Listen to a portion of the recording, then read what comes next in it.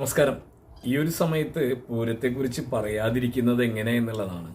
തൃശ്ശൂർ പൂരം കഴിഞ്ഞ കുറച്ച് വർഷങ്ങളായിട്ട് വിവാദത്തിലാവാറുണ്ട്. വെടിക്കെട്ട് നിരോധനം അതൊക്കെയായിട്ട് നമുക്ക് എല്ലാവർക്കും അറിയില്ല ഇത് പെസോന്റെ നിയന്ത്രണങ്ങളാണ് തൃശ്ശൂർ പൂരത്തിനെ അടുത്ത കാലത്ത് ബാധിച്ചിരിക്കുന്ന വിഷയം എന്നുള്ളത്.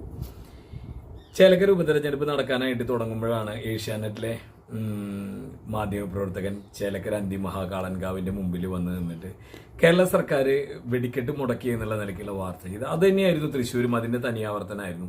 ഈ വർഷം മറ്റു മേഖലകളിലൊക്കെ വെടിക്കെട്ട് നടന്നു എന്നുണ്ട്.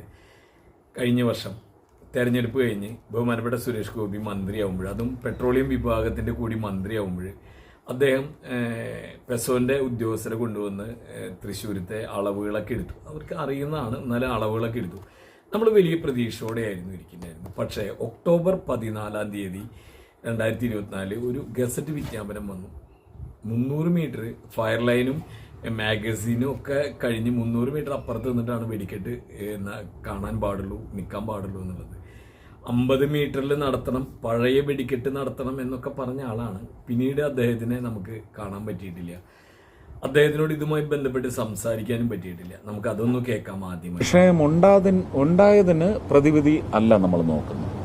ഒരു പെർഫെക്റ്റ് പൂരം എന്ന് പറഞ്ഞാൽ പഴയ പൂരം, സ്വാതന്ത്ര്യമുള്ള പൂരം.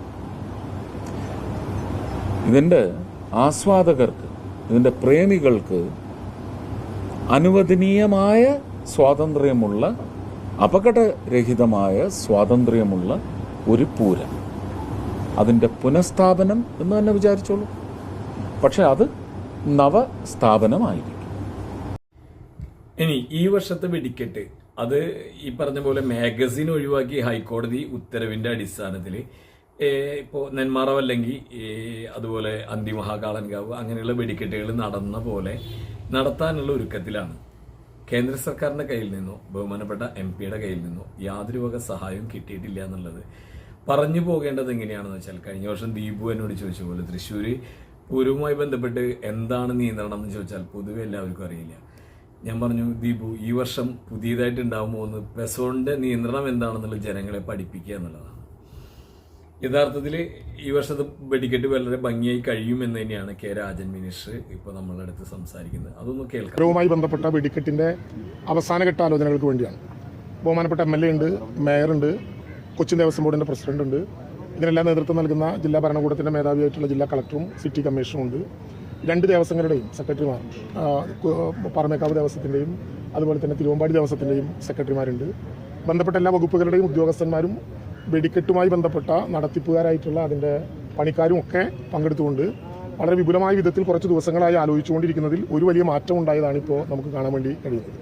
ഇപ്പോൾ നമുക്കറിയാം, പെസോയുടെ ചില നിർബന്ധങ്ങളും അതിൻ്റെ ഭാഗമായി കേന്ദ്ര ഗവൺമെൻറ്റിൻ്റെ കമേഴ്സ്യൽ മന്ത്രാലയം, ഇൻഡസ്ട്രീസ് ആൻഡ് കമേഴ്സ്യൽ മന്ത്രാലയം വ്യവസ്ഥകളിൽ വരുത്തിയ പുതിയ 35 കണ്ടീഷനുകളും തൃശ്ശൂർ പൂരം ഉൾപ്പെടെ പൂരങ്ങളുടെ പൊതുവായ നടത്തിപ്പുമായി ബന്ധപ്പെട്ട ചില സാങ്കേതിക പ്രശ്നങ്ങൾ നേരത്തെ ഉണ്ടായിരുന്നു. ആ സാങ്കേതിക പ്രശ്നങ്ങൾ മറികടക്കാൻ വേണ്ടി നിബന്ധനകളിൽ മാറ്റം ഉണ്ടാക്കണമെന്ന് ആവശ്യപ്പെട്ടെങ്കിലും മാറ്റം ഉണ്ടാക്കാൻ കഴിയാത്ത സാഹചര്യമുണ്ട് എന്ന് മനസ്സിലാക്കിയപ്പോൾ ആ നിബന്ധനകളിൽ തന്നെ നേരത്തെ വേലയുമായി ബന്ധപ്പെട്ട് ഉണ്ടായ ഒരു ആശയം തന്നെ വീണ്ടും ജില്ലാ ഭരണകൂടം, പാറമേക്കാവ് അതുപോലെ തന്നെ തിരുവമ്പാടി ദേവസ്വങ്ങളുമായി ഞങ്ങൾ മന്ത്രിമാർ നടത്തിയ യോഗം ഉൾപ്പെടെയുള്ള യോഗങ്ങളിൽ സംസാരിച്ച് മാഗസീൻ എന്നൊരു പുതിയ പ്രശ്നത്തെ എങ്ങനെ അഭിസംബോധന ചെയ്യാം എന്ന കാര്യമാണ് ആദ്യമായി ആലോചിച്ചത്. ഇപ്പോൾ പുതിയ കണ്ടീഷൻ വെച്ച് മാഗസീനിൽ നിന്ന് 200 മീറ്റർ അകലാവണം എന്നുള്ളതാണ് കണ്ടിരുന്നൊരു പ്രധാനപ്പെട്ട കാര്യം. കഴിഞ്ഞ തവണയാണെങ്കിൽ മാഗസീനിൽ നിന്ന് 45 മീറ്റർ അകലെയാകണം എന്നുള്ളതായിരുന്നു നിശ്ചയിച്ചിട്ടുണ്ടായിരുന്നത്. ഇപ്പോൾ പക്ഷേ ഈ വെടിക്കെട്ട് ഈ 2 നിബന്ധനകളും വെച്ചാൽ ഇതുപോലെ നടത്താൻ പറ്റാത്ത സാഹചര്യത്തിൽ മാഗസീൻ എന്ന സങ്കല്പം തന്നെ മാറ്റി വെടിക്കെട്ട് ആരംഭിക്കുന്നതിന് മുമ്പ് മാഗസീൻ പൂർണ്ണമായിട്ടും ഒഴിവാക്കിയാൽ മാഗസീൻ എന്ന സങ്കല്പത്തിൽ നിന്ന് തന്നെ മാറാൻ കഴിയും എന്ന വിഷയത്തിൽ ബഹുമാനപ്പെട്ട AG-യോടും അതുമായി ബന്ധപ്പെട്ട അഭിഭാഷകരോടുമുള്ള ഉപദേശം തീരുമാനിക്കാൻ നേരത്തെ ഞാനും ബിന്ദു ടീച്ചറും ഉൾപ്പെടെ പങ്കെടുത്ത് ദേവസ്വം ഭാരവാഹികളും ദേവസ്വം പ്രസിഡന്റും എല്ലാം പങ്കെടുത്ത യോഗത്തിൽ നമ്മൾ നിശ്ചയിച്ചിരുന്നു. അതനുസരിച്ച് AG-യുടെ ഉപദേശം ചോദിച്ചപ്പോൾ ബന്ധപ്പെട്ട 2 ദേവസ്വങ്ങളോടും ഇക്കാര്യത്തിൽ ഒരു പൂർണ്ണമായിട്ടുള്ള അഫിഡവിറ്റ് നൽകിയാൽ അക്കാര്യത്തിൽ തീരുമാനമെടുക്കുന്നതിൽ വിരോധമില്ല എന്ന ധാരണയുണ്ടായതിനെ തുടർന്ന് ജില്ലാ ഭരണകൂടം ബന്ധപ്പെട്ട ഗവൺമെന്റുമായും അതിൻ്റെ മന്ത്രിമാരുമായും കൂടിയാലോചിച്ചതനുസരിച്ച് ആ വിധത്തിൽ വെടിക്കെട്ട് നടത്താൻ തീരുമാനിക്കുകയായിരുന്നു. അപ്പോൾ നമ്മൾ കാണുന്നത് പോലെ ഒരു പുതിയ ഡിസൈനിലേക്ക് ഇങ്ങനെ തിരിച്ചു പിടിച്ചാൽ കറക്റ്റ് തെക്കേ ഗോപുരനടയാണ്, ഈ ഭാഗം തെക്കേ ഗോപുരനടയാണ്. ഇത് നമ്മുടെ വടക്കുന്നാഥൻ്റെ പ്രമിസസ് ആണ് പൂർണ്ണമായിട്ടും കാണുന്നത്. ഇങ്ങനെ നമുക്ക് നോക്കുമ്പോൾ 200 മീറ്റർ മാഗസീനിൽ നിന്നും അകലം നമ്മൾ ഉപേക്ഷിച്ചു. കഴിഞ്ഞ തവണ ആളുകൾ നിർത്താനുണ്ടായിരുന്ന പ്രധാനപ്പെട്ട തടസ്സം ഫയർ ലൈനിൽ നിന്ന് മാഗസീനിൽ നിന്ന് 45 മീറ്റർ ഫയർ ലൈനിലേക്കും ഫയർ ലൈനിൽ നിന്ന് 100 മീറ്റർ ആളുകൾ നിൽക്കുന്നതിലേക്കും വേണം എന്നായിരുന്നു. അപ്പോൾ മാഗസീൻ ഇല്ലാത്ത സാഹചര്യത്തിൽ ഈ 45 മീറ്റർ അപ്രത്യക്ഷമായി, അല്ലെങ്കിൽ ആ 45 മീറ്റർ അപ്രസക്തമായി.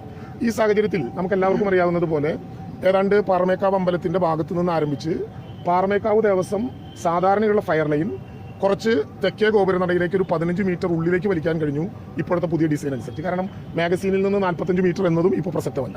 അപ്പം അതുകൊണ്ട് റോഡിനോട് ചേർന്നുള്ള ഭാഗത്ത് നിന്ന് ഒരു 15 മീറ്ററോളം ദൂരം ഉള്ളിലേക്ക് വലിക്കാൻ കഴിയുന്ന വിധത്തിൽ ഫയർ ലൈനിനെ ഒന്ന് മാറ്റി ഡിസൈൻ ചെയ്യാൻ നമുക്കായി. പാറമേക്കാവിലിൻ്റെ മുമ്പിൽ നിന്ന് ആരംഭിക്കുന്ന പോയിന്റിൽ വലിയ മാറ്റം ഉണ്ടാകില്ല.